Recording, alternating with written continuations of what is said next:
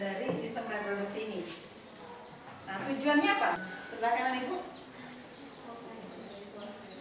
agar tidak punah. Yang lain, memperbanyak keturunan.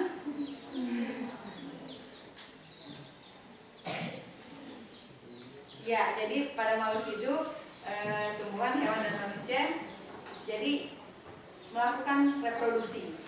Tujuannya adalah untuk agar keturunannya tidak punah atau tidak hilang. Jadi terus ada ya.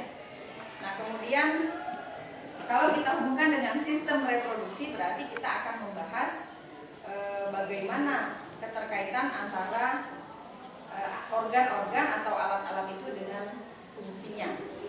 Gitu ya. Jadi kalau bicara sistem reproduksi. Nah, kalau sistem sama seperti kita membahas materi yang sudah kita pelajari, misalnya pencernaan, kemudian ekskresi dan sebagainya. Itu dari alat, kemudian atau organnya, kemudian bagaimana hubungan dengan fungsi sehingga nanti sampai ke kelainan, jadi lengkap. Ke kelainan ya, kelainan atau penyakit-penyakit yang ditimbulkan dari Nah, untuk memperjelas sehingga hari ini kita akan melakukan diskusi sistem reproduksi. Nanti kelompok yang sudah mendapatkan tugas untuk sistem reproduksi, kita silakan untuk maju ke depan dipresentasikan. Nanti harapan Ibu kelompok lain, karena yang lain sudah maju, sehingga jangan sampai kelompok yang di depan ini nggak dapat nilai karena suasana diskusinya pasif, sehingga setiap kelompok harus berperan menanyakan, atau kita akan mencari atau membahas lebih dalam lagi masalah tentang sistem reproduksi. Ya, silakan untuk kelompok sistem reproduksi dan sistem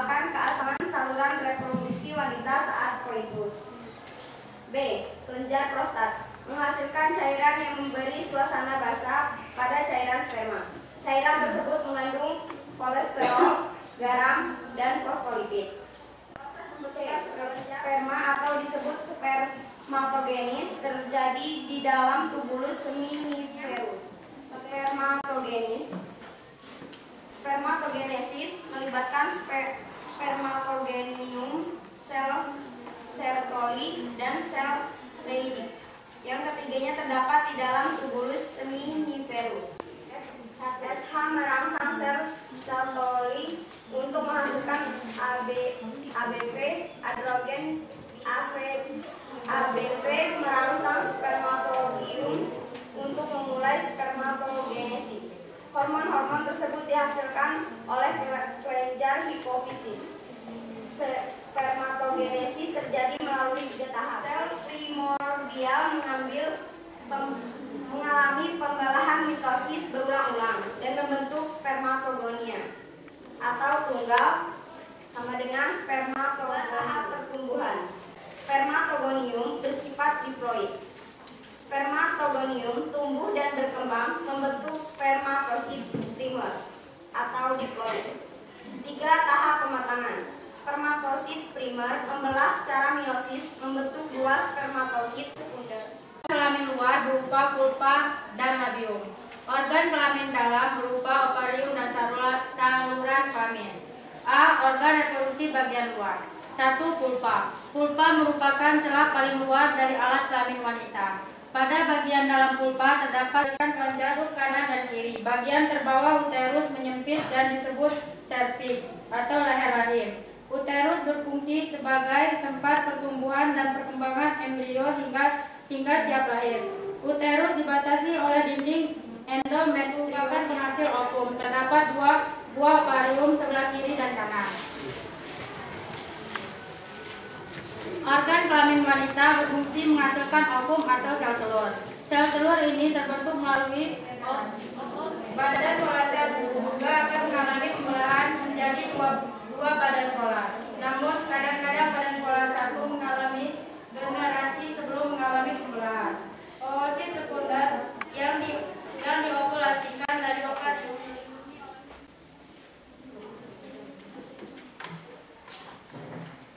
C. Siklus menstruasi. Seorang wanita matang dari salah satu ovariumnya. Apabila tidak terjadi fertilasi, akan terjadi pendarahan yang disertai luruhnya sel telur dan lapisan endometrium. Pendarahan ini disebut menstruasi. Menstruasi terjadi secara pembentukan estrogen. B. Fungsi estrogen. 1. Merangsang kelenjar hipofisis untuk memproduksi LH. 2. Menghambat produksi MSH. C. Fungsi LH. 1. Merangsang sel. Selanjutnya, pembelahan sel menjadi 32 sel yang berkelompok seperti buah RBI yang disebut morula. Morula saluran dan kelenjar pencernaan. 3. Mesodrem membentuk rangka otot, sistem peredaran darah, sistem ekskresi dan sistem reproduksi.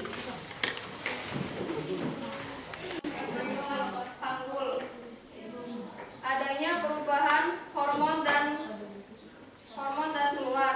Tidak lama kemudian bayi segera lahir. Setelah bayi terlahir, ASI biasanya sudah diproduksi dalam kelenjar payudara. ASI yang dikeluarkan pertama kali berwarna kekuningan disebut kolostrum.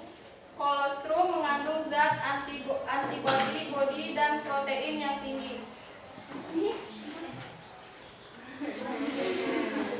ASI lebih unggul di pH dan mempermudah penyerapan sari makanan. Baiklah, ada yang mau bertanya?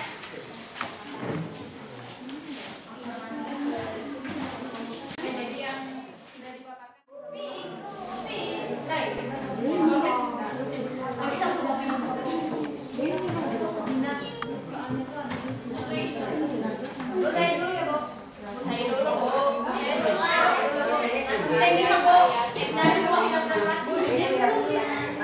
Pertanyaan dengan kelompok yang di depan, tetapi tidak menutup kemungkinan kelompok lain itu tidak hanya bertanya. Ketika nanti pertanyaan itu dijawab oleh teman kalian, jika memang ada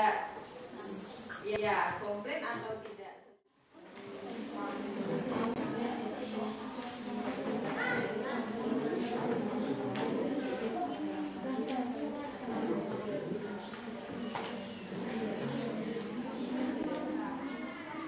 Organis berlangsung dalam 3 tahapan, yaitu tahapan penggandaan, tahapan pertumbuhan, dan tahapan pematangan. Jelaskan peristiwa yang terjadi pada tahap pematangan dalam oogenesis. Tahap pematangan dimulai pada masa puber. Pada masa pubernya dari Hasyari. Kenapa bayi kembar dapat terjadi? Itu ada 2 kemungkinan. Yang pertama itu bayi kembar identik. Bayi kembar identik itu jika zigot atau hasil peleburan sel telur dan sperma membelah menjadi 2 embrio. Ini tangan bayi kembarnya.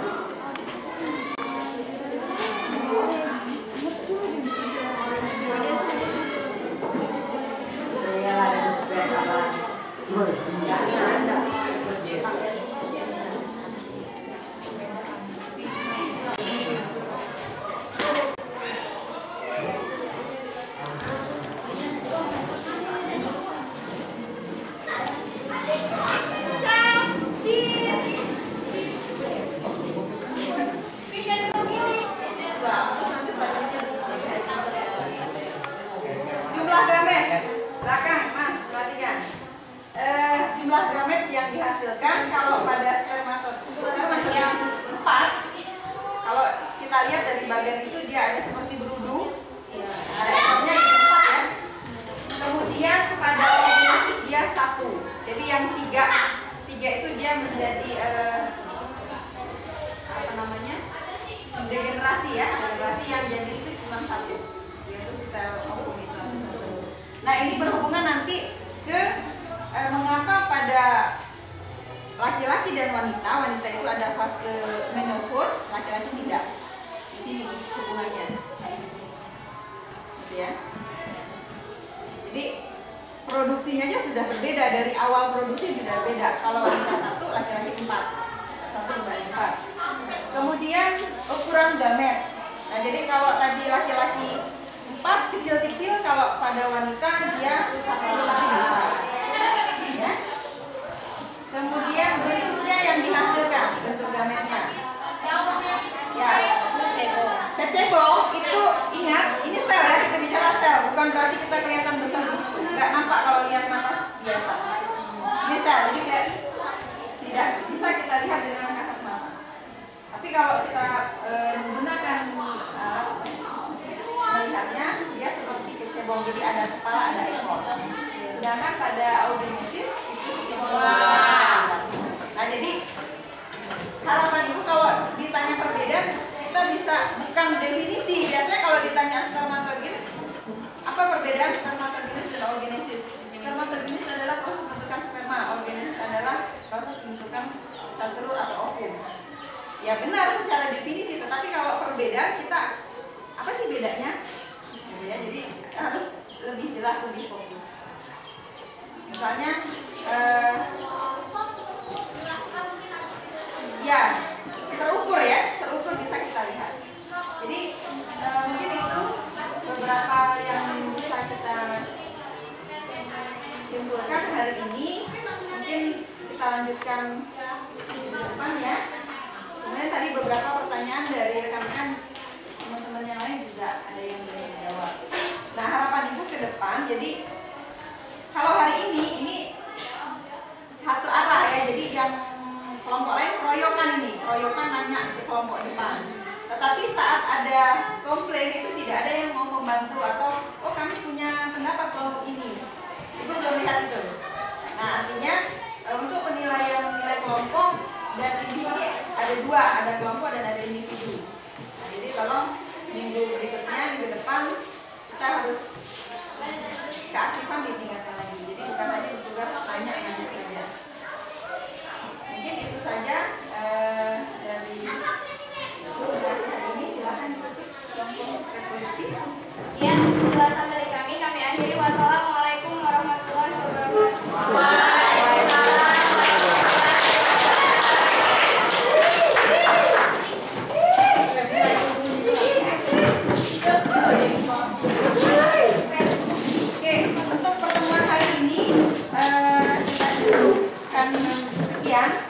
Untuk tugas di rumah, kerjakan uji kompetensi 1 yang esai. Jadi nanti di pertemuan berikutnya kita akan melanjutkan dari pertanyaan yang tadi belum selesai, kemudian dengan pembahasan soal tugas rumah atau PR pada hari ini. Sampai di sini ada pertanyaan? Tidak. Cukup jelas? Jelas. Oke. Jadi ingat minggu depan tolong yang belum bertanya atau berperan ditingkatkan lagi, karena meskipun kita kerja kelompok tapi penilaian tetap individu. Jadi keaktifan bertanya, yang nanya kan Dina sudah mewakili kelompok saya, tapi kan yang mendapat nilai itu Dina, yang lain tidak. Gitu ya. Oke, itu saja dari hari ini pembahasan kita. Terima kasih atas perhatian. Assalamualaikum warahmatullahi wabarakatuh. Waalaikumsalam.